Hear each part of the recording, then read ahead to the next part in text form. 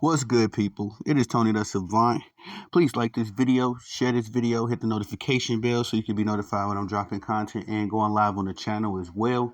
If you haven't already, please subscribe to the channel as I drop content daily. Go live daily. Stay very busy on the platform. And last but not least, please leave your thoughts and opinions in the comment section, as I'm always intrigued to know what you all have to say about these topics. And ladies and gentlemen, this is going to be a classic. We kind of jumping in the DeLorean and we're going back to 1998. A famous matchup between Michael Jordan and Scottie Pippen. Now, I was chilling. I was just chilling, doing some research, and somehow, some way, this came up in my, I guess, my YouTube algorithm. It was the entire game, and then I followed it up with some. Can't recall. I believe it was somebody's video I watched, or it may have been a mainstream outlet, talking about this particular game. But this is the game. This is the last game between Michael Jordan and his near and dear friend, or used to be anyway, Charles Barkley. And if you all don't know the backdrop to this story, to this game, the day before or the night before, Charles Barkley, Ahmad Rashad, and Michael Jordan. Yes, that's who it was. Ahmad Rashad. That's who it was. He made some commentary about this particular game. But Ahmad Rashad, Michael Jordan, Charles Barkley, they all go out to dinner, and a little smack talking ensues between Charles Barkley and Michael Jordan. Now, at this time, Charles Barkley isn't really the Charles Barkley that we know and love, and Michael Jordan's kind of teasing him about that because Michael Jordan was very public in his ridicule of Charles, and basically telling him, Charles could have been a lot better than what he was, and at least at the bare minimum, an NBA champion if he worked harder. And Charles Barkley took a bit of offense to that and told him, look, he ain't have to work as hard. He's just as talented.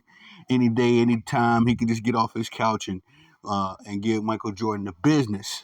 And Ahmad Rashad was, I wish I could have been him, just to see those two going back and forth that way. But so the very next night, the Chicago Bulls and Houston Rockets, they played their game. I believe this was in Chicago. And it is a classic, an instant classic between the two teams. Final score was 106-100. The Bulls were victorious in that matchup. And you talking about points being put up. I should also segue. I should also let you all know during that whole smack talk session, the smack talk session between Michael Jordan and Charles Barkley. Jordan lets Charles Barkley know. Oh, no. Charles Barkley asked Jordan if, since it would be their last game, going up against one another. I believe Charles planned on retiring or was thinking about it at that time anyway. And this, we all knew about the last dance as far as, how public the divorce was between Michael Jordan, Scottie Pippen, Phil Jackson, the Bulls greats with the Chicago Bulls organization. So it was kind of a foregone conclusion that this would be their last, matchup against one another. And Charles Barkley even asked Jordan, after the smack talk, he was like, all jokes aside, since this will be our last matchup against one another, would you mind if I have your shoes after the game?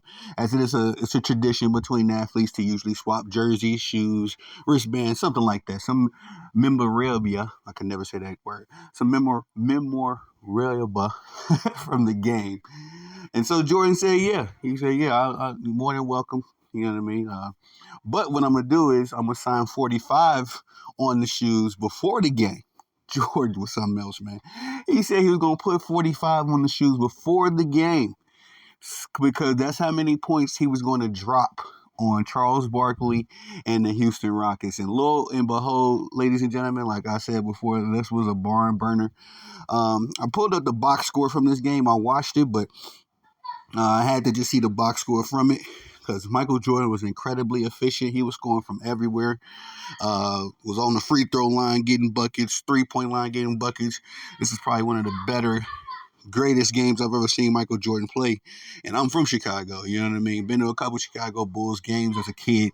I didn't get to really appreciate it, but at the same time, I thought I seen every Michael Jordan game there was. I guess this one just kind of slipped from my memory. But Jordan put up that promised 45 points on Charles Barkley's dome and the Houston Rockets. Not just 45, he did it on very efficient shooting. 16 of 29, hit 2 3-pointers. He was actually 100% from the 3-point line, went 2 for 2. 11 of 12 from the free throw line. Very efficient. 3 steals, 3 assists, 1 block, and had a plus minus. Oh, I guess they didn't keep plus minuses back then. Um, and 3 rebounds. He also had 3 rebounds, 3 assists, 3 steals to go along with those 45 points. Charles Barkley was no slack himself, as Sir Charles put up 35 points himself. And I didn't even know this about Charles Barkley's game. This man had a little bit of a jump shot, ladies and gentlemen. Charles Barkley himself hit 2 big threes as well. He went 11 of 14 from the field, just doing what he do. Had a throwback performance. Again, Charles Barkley at this point really wasn't himself, as far as being an older veteran, older player. But he had a vintage performance. He brought out his best against Michael Jordan. Went 11 of 16 from the free throw line, very efficient. Also had a double-double with 14 rebounds to go along with those 35 points, 5 offensive rebounds, 1 steal, 1 assist. And just a very efficient game between two good friends, two very famous teams.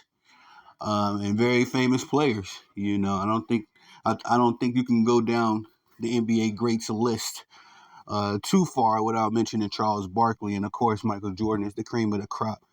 But I just really enjoyed this game because it was an old school. I mean, of course it's old school, but it just reminds me, give you a little nostalgia of what basketball used to be, man. Nowadays everybody plays buddy ball, teaming up, linking up, all these high fives, all this smiling. Look, respectfully, you can still be friends and still have competition amongst each other. I had plenty of friends that went to other high schools. When I played in high school basketball, anyway, when I was in college, it was like a whole different experience because I went to Texas for college. But anyway, when I was in high school in Chicago, man, of course, we knew dudes from other neighborhoods, you know what I mean, other high schools, all that stuff. We had homies in different hoods, but when it was game time, it was time to play, we was going at each other's throats. And I think that was just because of the era that we came from and also the era that we were able to learn from. Because I came up during the Kobe Bryant era, and of course, we would direct students of the Michael Jordan era. And it just reminded me when I was watching this game how you can have competition and you can have friendships, Nowadays, you look at these cats like LeBron, Kevin Durant, Steph Curry. The only reason I think this even came up in my algorithm was because I was ragging on how these dudes now, or LeBron James is pretty much begging Steph Curry to come team up with him. And I was making a video about how Steph Curry said no chance in hell. You know what I mean? Steph Curry still has a bit of that old school, I'd rather beat you than team up with you. You know what I mean? In his spirit and in his game. And I appreciate that, Because could you imagine Charles Barkley and Michael Jordan having a dinner, and then the next game or next season, these two was both in Houston Rockets jerseys or Chicago Bulls jerseys? I mean, I guess it would have been cool for where Charles Barkley was at his career. I mean, it would have been cool for Charles Barkley considering where he was in his career at that time. Sorry, y'all, I'm jumbled on my words today, ain't I? But nonetheless, Charles Barkley was cut from that cloth of, nah, I'd rather beat you than team up with you. And so much so, Charles Barkley never won an NBA championship because of that. That does come to a fault sometimes, but what doesn't? Everything has a gift and a curse to it. So it's the matter of the fact that, I can respect a Charles Barkley more so than I can respect a James Harden. You know what I mean? Just these dudes nowadays are totally different, totally soft. You know what I mean? Let's be a buck. It's soft nowadays. And it's hard to watch the NBA because the competitive levels ain't as high as it could be. You know, these dudes aren't going 100% most of the time. And then, when we go over to the team, when we put the Team USA together and we go overseas and we got to play against these other teams, we're shocked that we're having thrillers and down to the wire games because these dudes still have a bit of that competitive fire in them. You know, I love what I've seen from Serbia in this past Olympics tournament. I love what I've seen from France. Especially young Victor Wembanyama.